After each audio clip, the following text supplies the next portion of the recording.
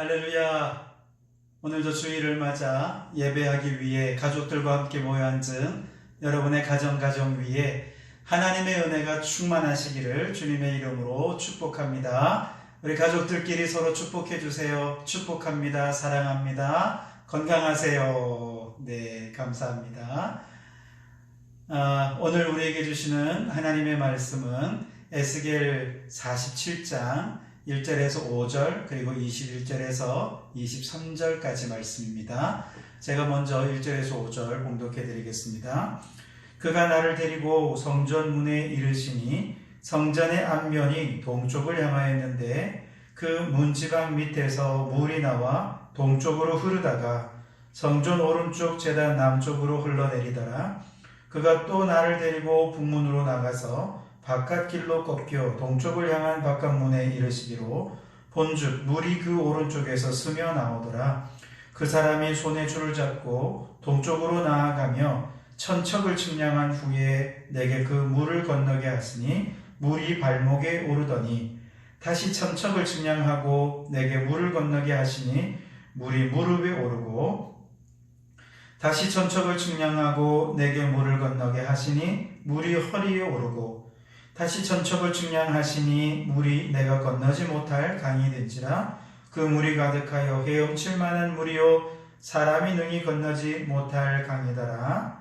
21절에서 23절 이어서 제가 읽겠습니다. 그런즉 너희가 이스라엘 모든 지파대로 이 땅을 나누어 차지하라. 너희는 이 땅을 나누되 제비 뽑아 너희와 너희 가운데에 머물러 사는 타국인 곧 너희 가운데에서 자녀를 낳은 자의 기업이 되게 할지니 너희는 그 타국인을 본토에서 난 이스라엘 족속같이 여기고 그들도 이스라엘 지파 중에서 너희와 함께 기업을 얻게 하되 타국인이 머물러 사는 그 지파에서 그 기업을 줄지니라. 주 여호와의 말씀이니라. 아멘. 코로나19 바이러스 때문에 전 세계가 큰 어려움을 겪고 있지만 그 중에 코로나19 바이러스가 우리에게 가지고 온 좋은 점들이라는 기사가 떴더라고요. 그래서 제가 그 내용을 들어가 봤더니 베이징과 우리 대한민국 서울에 그렇게 자욱하던 미세먼지가 이 코로나 바이러스로 인해서 싹 사라졌다는 거예요. 그래서 코로나19 사태가 나기 전에 위성사진과 코로나19 이 사태가 난 이후 현재의 사진을 비교하면서 이렇게 보여주는데 진짜 그 검붉은 미세먼지가 다 사라지고 아주 말끔하게 되어 있는 모습들을 보게 되었습니다. 야, 이런 또 좋은 점이 있구나 그런 생각을 했는데요. 그리고 또 조금 더 생각해 보니까 그 외에도 좋은 점이 여러 가지가 있는데 그 중에 요즘 참 좋은 점 중에 하나는 우리나라 국민들의 국민성입니다. 참 성숙한 국민성을 보면서 참 이 코로나 바이러스가 다시 우리 국민들을 이렇게 하나로 묶고 있구나 그런 생각들을 해봅니다. 왜냐하면 저 유럽이나 또 미국이나 이런 나라들을 보면 아무리 뭐 집안에 있으라고 해도 뭐 놀러 댕기고 뭐 미국의 해변에는 축제까지 벌어졌더라고요. 아무리 마스크 쓰라고 해도 마스크도 안 쓰고 뭐 이렇게 돌아댕기고 가게에는 물건이 사재기 하느라고 다 동이 나고 휴지 남은 거 서로 차지하려고 싸우고 이런 정말 무질서한 모습들 보여주는데 그에 비하면 우리나라 같은 경우는 아주 국민들이 얼마나 질서가 있는지요. 마스크 쓰라고 하면 다 마스크 쓰지요. 집 밖에 돌아다니지 말라 그러면 소수 몇몇 사람 외에는 다 이렇게 격리를 잘하고 그렇게 질서를 잘 지키고 마스크 사는 곳에 줄이 쫙 서 있는데 그 질서 정연한 모습들을 보면서 저 옛날에 우리 IMF 났을 때 그 금모으기 운동한 적 있잖아요. 그때 모습이 생각이 나더라고요.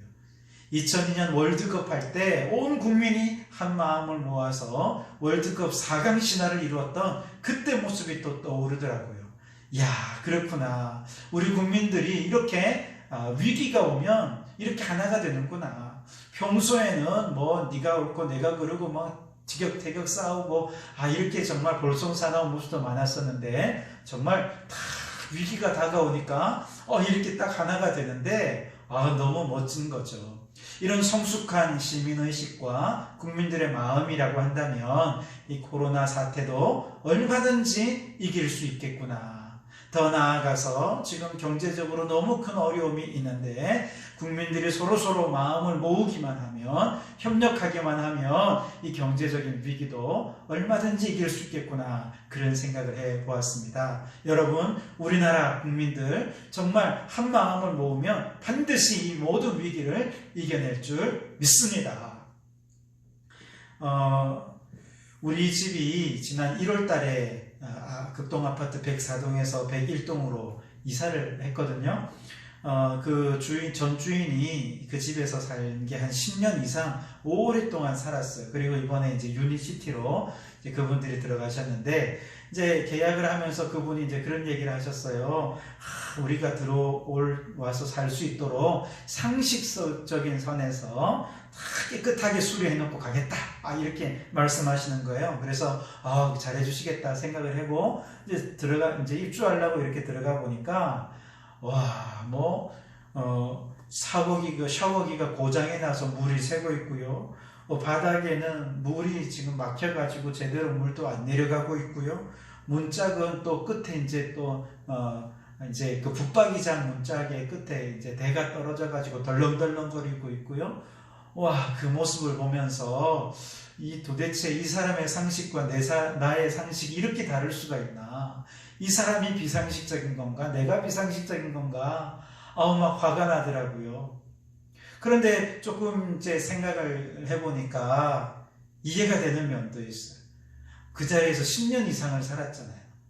한 자리에서 그렇게 오랫동안 살다 보면 사실 이렇게 우리가 볼 때는 이 고장나고 이런 것들도 익숙해져 버리지 않습니까? 그래서 불편함 없이 물 좀 새도 그냥 그런가 보다 하고 저도 그렇게 살았거든요. 문짝이 좀 덜렁덜렁해도 이렇게 또 맞추면 또 다 들어가잖아요. 그러니까 괜찮겠지 하고 이제 불편하지만 불편한 줄 모르고 그렇게 산 것이죠. 그러다가 이제 이사를 가기 위해서 모든 일상을 멈추고 집안에 있는 짐들을 다 빼내고 이렇게 하다 보니까 이제 그런 게 문제구나 하는 것들을 드디어 이제 알게 되는 거죠. 그걸 알게 되면 이제 비로소 수리도 하고 그래서 새로운 깨끗한 집에서 살 수도 있게 되는 것 아니겠습니까? 그러면서 우리 인생도 그와 비슷하다 하는 생각을 했어요. 우리가 건강할 때는 잘 몰라요. 그런데 몸이 아파서 병원에 들어 누워서 모든 일상의 삶이 스톱이 되고 나면 그때 비로소 우리 인생에 이게 귀중한 건데 몰랐구나 하는 그게 또 보여요. 분주하게 바쁘게 이렇게 살아가다 보면 그걸 잘 몰랐는데, 그런데 조금 천천히 차 타고 갈 거 좀 걸어가고 이렇게 하다 보면 주변에서 이렇게 아름다운 것이 우리 동네에 있었네, 이런 꽃도 있었어 하면서 그런 아름다운 모습들이 드디어 보여지기 시작하는 것이죠. 산 아래 있을 때는 잘 몰라요. 그러다가 가끔 산 위에 정상에 이렇게 올라가 보면 대부분의 사람들은 비슷한 생각을 해요. 내가 뭐 하느라 저렇게 아등바등하면서 이렇게 살았던가, 그렇게만 생각을 하게 되죠. 그래서 해민 스님이 쓰신 책 중에 멈추면 비로소 보이는 것들이라는 책이 있지 않습니까? 오늘 말씀의 제목도 사실 여기서 따온 건데요. 우리가 너무 바쁘게 일상을 살아가다 보면 보지 못하는 것들이 있어요. 그런데 멈추고 나면 비로소 보이는 것들이 있다는 것이죠.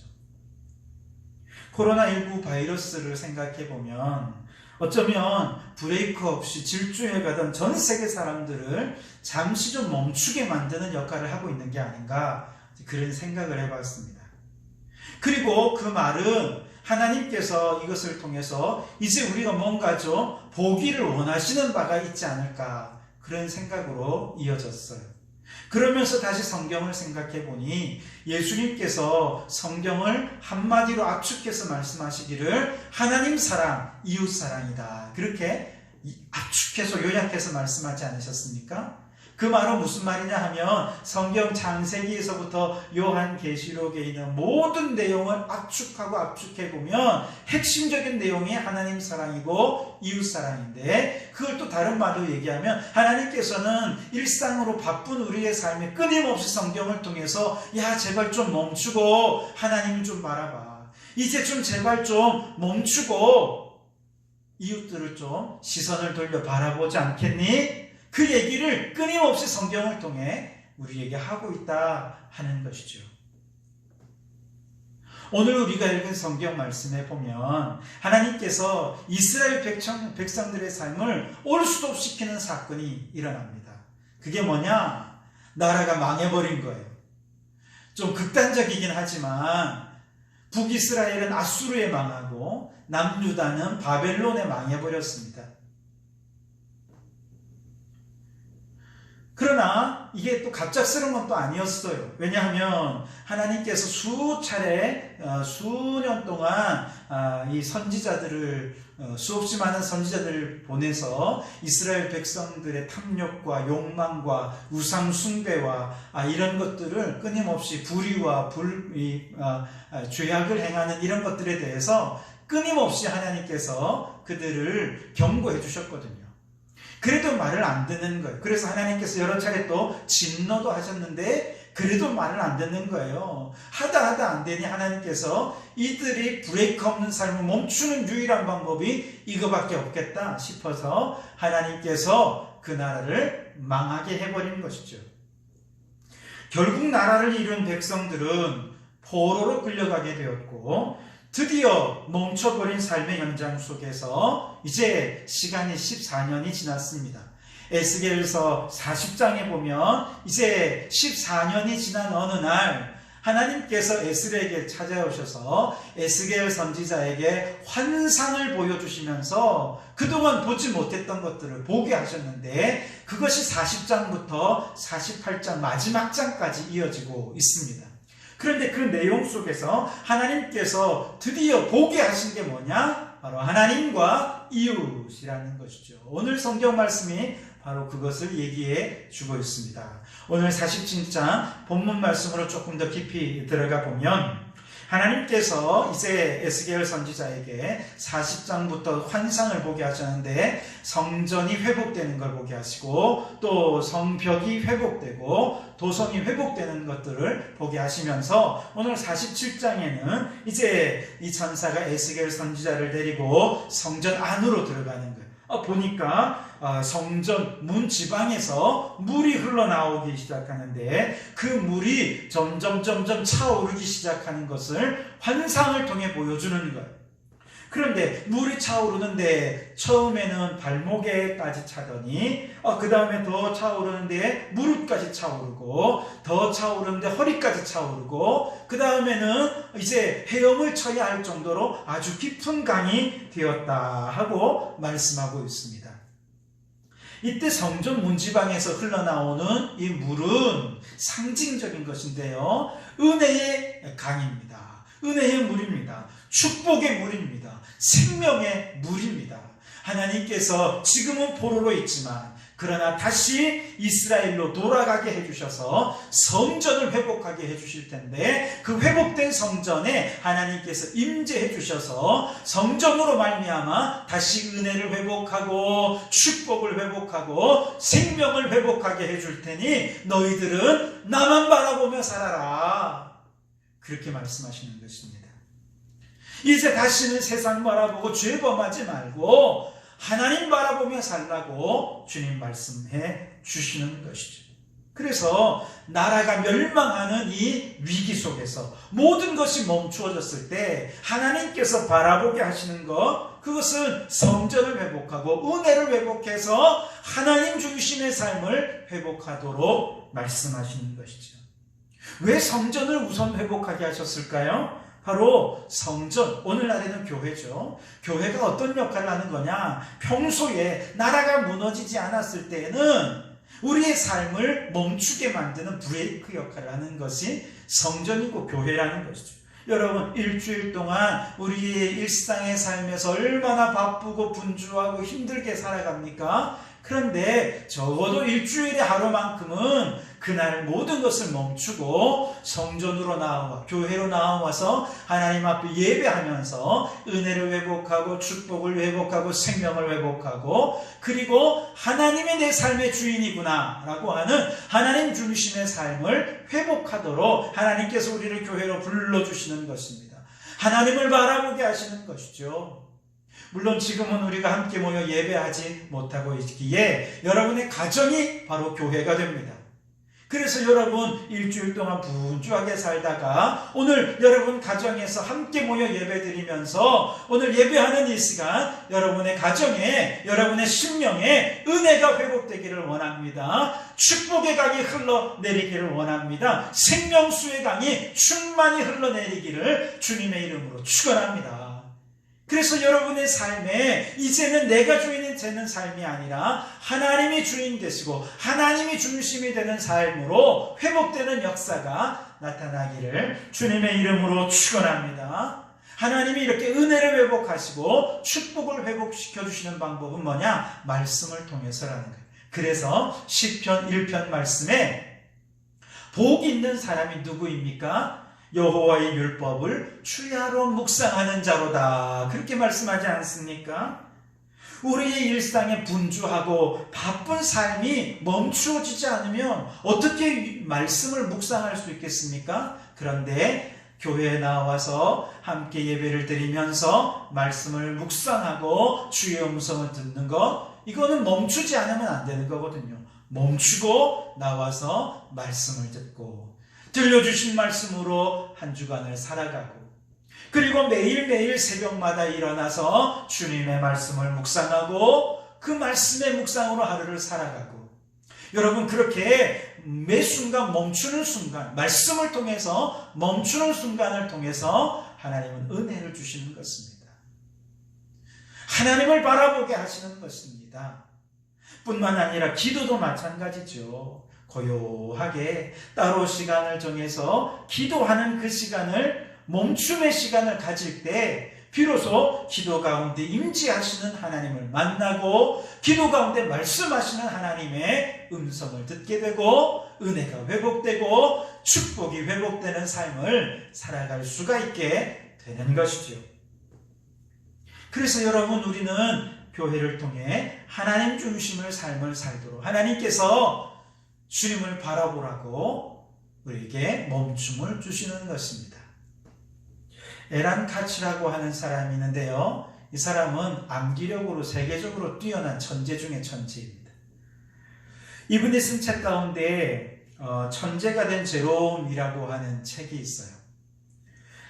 원래 이분 이제 유대인인데 전 세계로 다니면서 강연을 하지 않겠습니까? 그래서 강연을 하면서 사람들을 만나 얘기하면서 유대인이고 예루살렘에서 왔다 그러면 사람들의 공통적인 반응이 있다는 거예요. 아, 그래서 이렇게 똑똑하구나.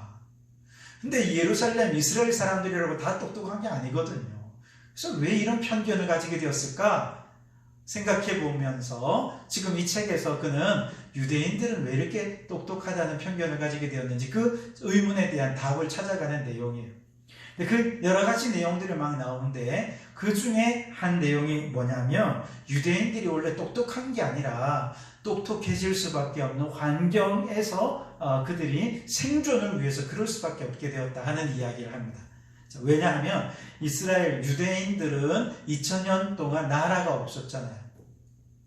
그렇게 막 전 세계에 뿔뿔이 흩어져서 이제 어느 한 나라에 좀 정착했는가 싶어서 그곳에 뿌리를 내리고 그래서 좀 정착하면서 땅도 사게 되고 집도 사게 되고 든든한 직장도 생기고 그리고 이제 나는 이 민족의 일원이 되었구나 싶었을 즈음에 이상하게 유대인들에 대한 분노와 증오가 생기고 핍박이 생기고 그래서 하루아침에 땅도 내버려두고 집도 내버려두고 그만 그 땅을 떠나야 하는 일들이 계속 반복해서 일어나는 것입니다.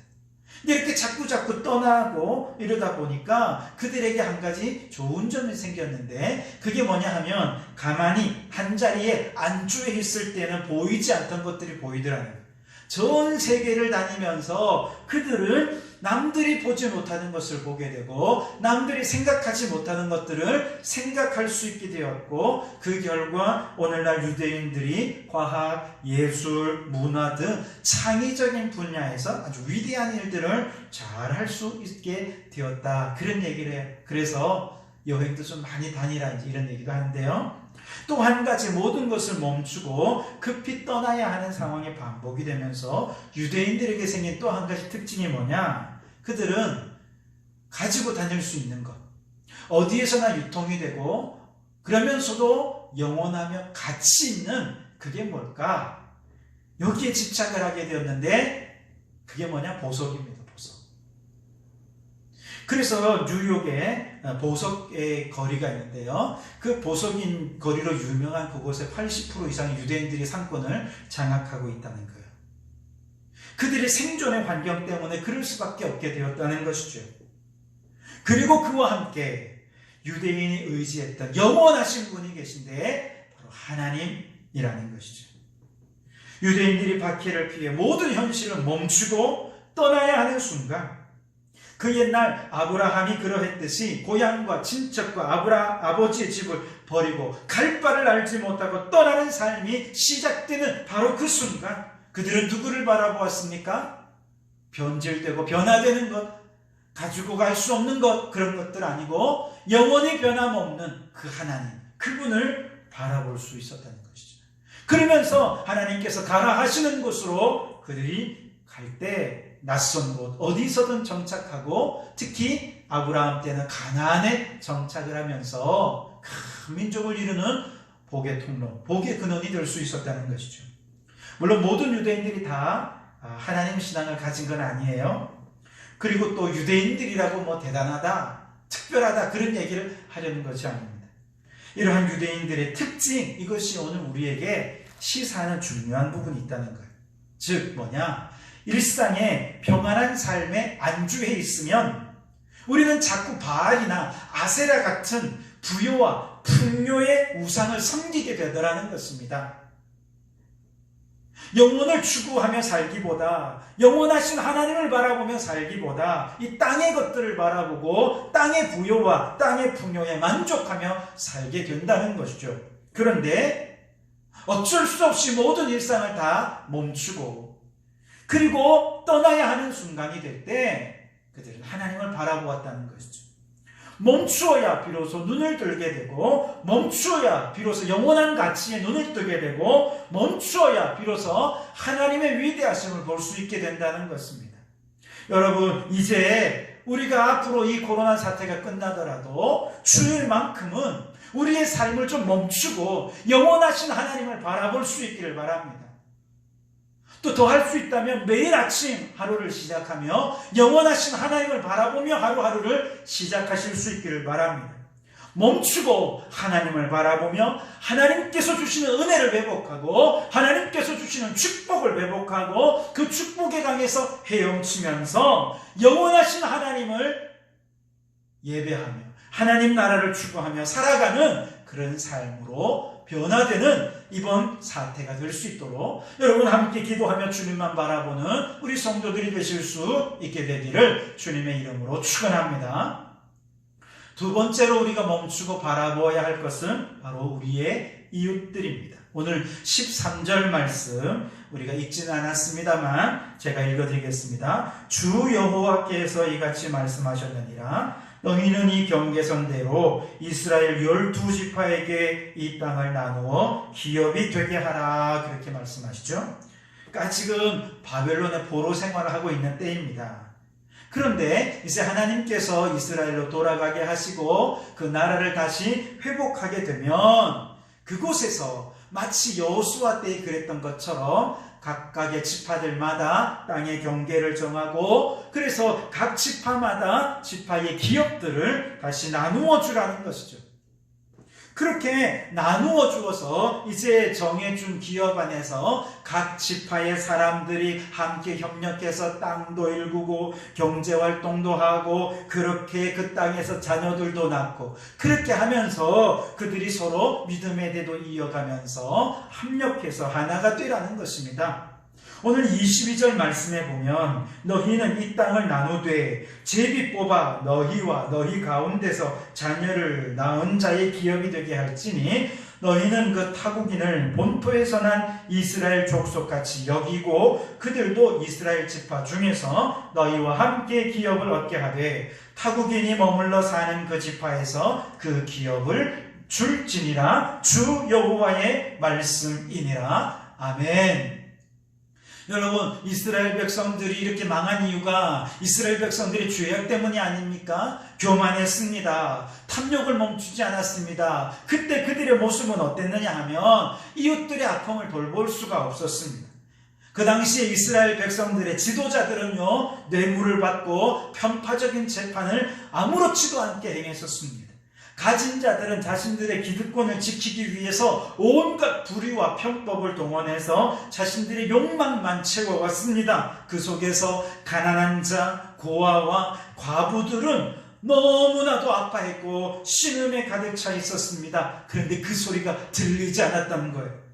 이스라엘은 망하고 포로가 되고 나서야 비로소 그들의 눈물이 보이더라는 것입니다. 이웃의 상처와 아픔을 보고 이제 같이 포로 생활을 하면서 비로소 서로 그때 내가 잘못했구나 이해도 하게 되고 공감도 하게 되더라는 것이지요.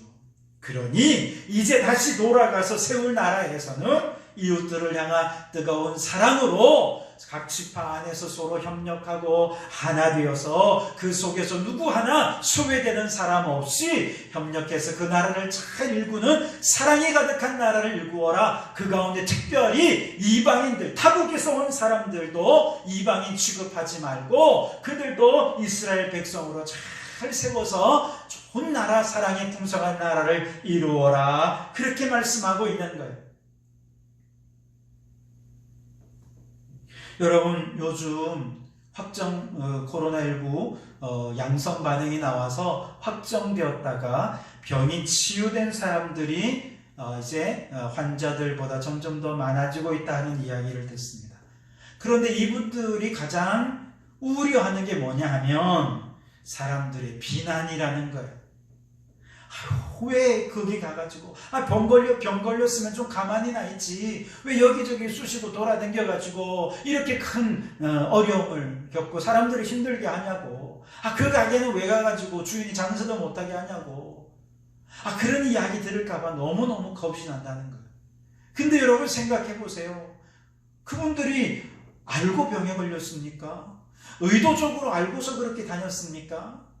물론 그런 사람도 진짜 악한 사람도 한둘이 있죠. 그런데 거의 대부분의 사람들은 몰랐어요. 너무나도 착하고 순수하신 분들이에요.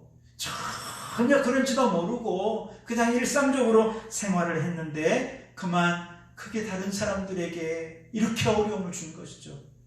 그러니 병이 낫고 났는데 얼마나 죄책감이 있겠습니까? 미안하겠습니까? 안 그래도 미안한데 그 사람들을 비난한다면 그걸 어떻게 견디겠습니까? 너무 힘들지 않겠습니까? 그래서 여러분, 혹시라도 여러분 주변에 이렇게 병 걸렸다가 낫게 되신 분이 있다면 비난하지 마시고 그분들에게 꼭 얘기해 주세요. 당신 책임이 아닙니다. 당신 잘못이 아닙니다. 이렇게 치유되어서 정말 다행입니다. 이제 남은 이 어려움을 함께 이겨냅시다. 그렇게 좀 얘기 좀 해주세요. 얼마나 위로가 되겠습니까? 얼마나 안심이 되겠습니까? 지금도 정부와 담당 공무원들과 의료진들과 관련된 많은 분들이 얼마나 애쓰고 계십니까? 집에서 하루 종일 아이들과 함께 있어야 되는 엄마들도 또 아이들도 다 애쓰고 있습니다. 찾아오는 손님들이 혹시라도 또 올까 해서 문 열어놓고 하염없이 가게에 찾아오는 손님을 기다리는 장사하시는 업주들, 또 직장에서 일하면서도 혹시나 전염되진 않을까 노심초사하며 조심조심 일하고 있는 직장인들, 이 나라 국민들 모두가 다 각자 삶의 자리에서 지금 얼마나 최선을 다해 이 일에 애를 쓰고 있는지 모릅니다. 그래서 여러분, 지금이야말로 서로에게 공감과 위로가 되는 말 한마디가 그 어느 때보다 필요한 때라 생각합니다. 그래서 여러분, 오늘 가족들에게 또 만나는 분들에게 참 수고하십니다. 잘하고 계십니다. 다 잘 될 겁니다. 꼭 서로 위로하고 격려해 주시기 바랍니다. 우리 지금 옆에 계신 가족들에게 한번 좀 얘기해 주세요. 참 수고 많으십니다. 다 잘 될 겁니다. 한번 얘기해 주십시오. 서울대학교에 김남도 교수님이 쓰신 웅크린 삶도 내 삶이니까 라고 하는 책에 보면 진현정님의 시 한 편을 소개하고 있습니다. 제목은 100점 맞기입니다. 내용은 이렇습니다. 엄마가 얘기했지? 문제는 천천히 읽고 다 풀고 다시 한번 검토하라고. 한 문제 안 틀리는 거 그게 실력이니까 절대 실수하지 말라고 그랬니 안 그랬니? 정신 똑바로 안 차리니까 이 모양이지? 꼭 한 개씩 틀리잖아. 몇 번을 말해야 알아듣겠니? 근데 너 왜 울어? 시험 문제 지금 딱 하나 틀렸다고 엄마한테 야단 맞고 있는 중이에요. 물론 더 잘하기를 바라는 마음에서 엄마가 이렇게 야단을 치는 거겠지만, 근데 정말 이때 아이가 듣고 싶은 말은 뭘까요? 그래, 시험 치느라 수고했다. 어이구, 하나밖에 안 틀렸어. 참 잘했구나. 그런 격려와 축복의 말을 듣고 싶지 않겠습니까? 지금 우리나라도 그렇다는 것입니다. 코로나19 바이러스는 어쩌면 일상의 브레이크 없는 삶에 좀 브레이크를 잡아주는 그런 역할을 하고 있는 것 같아요. 그렇다면 지금 이 순간 우리가 바라보아야 될 것은 어렵고 힘들어하는 이웃들입니다.